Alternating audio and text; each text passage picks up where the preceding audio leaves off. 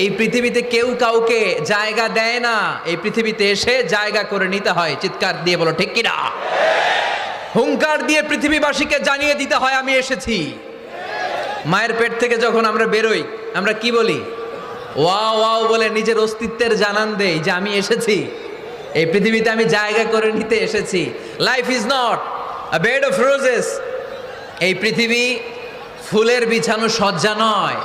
এখানে কষ্ট করতে হবে, পরিশ্রম করতে হবে, ঘাম ঝরাতে হবে।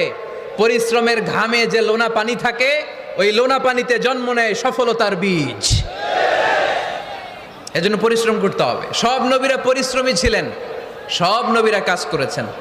সূরা জুমার এই 10 নম্বর আয়াতে আল্লাহ তাআলা আমাদেরকে মোটিভেট করে শিখাতে চেয়েছেন যে স্বাবলম্বী হও, নিজের পায়ে দাঁড়াও, কাজের সময়ে কাজ, নামাজের সময়ে নামাজ।